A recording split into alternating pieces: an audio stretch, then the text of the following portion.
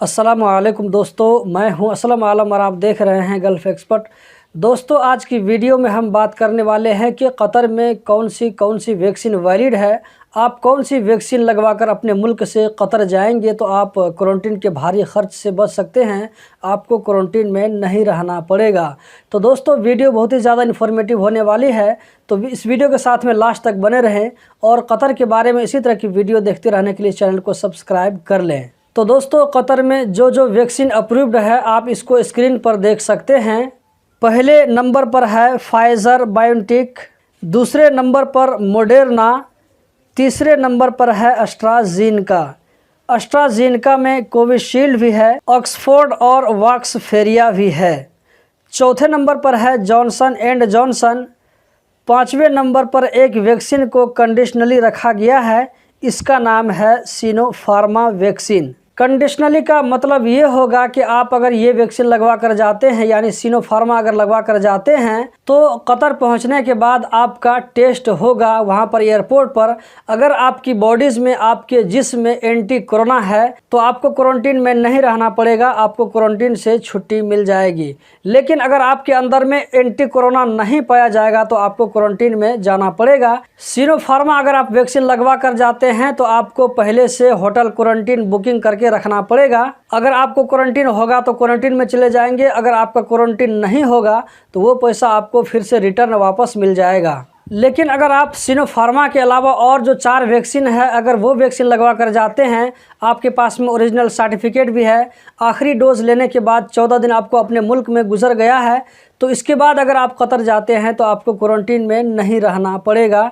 Original certificate आपको अपने साथ में कैरी करना पड़ेगा। तो वो चारों वैक्सीन कौन सी है अभी मैं आप लोगों के सामने में स्क्रीन पर दिखा चुका हूं। अगर एक मरतबा आप फिर से देखना चाहते हैं तो वीडियो को थोड़ा सा आप पीछे जा करके फिर से देख लें। दोस्तों, यहाँ पर मैं आप लोगों को एक सजेशन देना चाहूँगा, वो ये कि आप जब वैक्सीन सेंटर जाते हैं वैक्सीन लगवाने के लिए, तो वहाँ पर जाने के बाद में आप ज़रूर मालूम करें कि यहाँ पर कौन सी कंपनी की वैक्सीन दी जा रही है।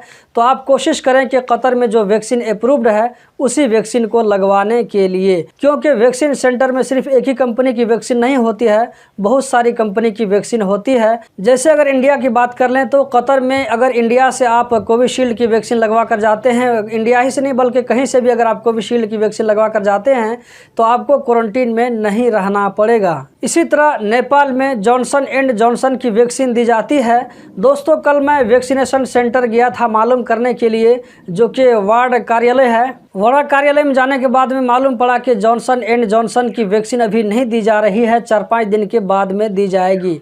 तो अगर आप भी वैक्सीन लगवाने के लिए जाते हैं अपने नज़दीक के वार्ड कार्यालय में या स्वास्थ्य चौकी में, अगर वैक्सीन लगवाने जाते हैं तो वहाँ पर ज़रूर मालूम कर लें कि जॉनसन एंड जॉनसन की वैक्सीन दी जा रही है या नहीं, क्योंकि नेपाल गवर्नमेंट की तरफ से ये ऐलान किया गया है कि जो लोग बाहर जाना चाहते हैं काम करने के लिए, उन लोगों को जॉनसन एंड जॉनसन की वैक्सीन दी जा सकती है, उन लोगों को देने के लिए अलाउ है। अगर आप उसको नहीं बोलेंगे तो आपको वही वैक्सीन दे देगा जो आम लोगों को लगती है। तो दोस्तों, नेपाल में आपको वार्ड कार्यालय, नगर पालिका या गांव पालिका, तो इन तीनों जगहों में से किसी न किसी जगह आपको अपने नज़दीक में वैक्सीन मिल जाएगी। तो वैक्सीन लगाने से पहले आप ज़रूर मालूम कर लें कि कौन सी कंपनी की वैक्सीन आपको दी जा रही है। तो उस टाइम आप बोलिए हमको जॉनसन एंड जॉनसन की वैक्सीन चाहिए।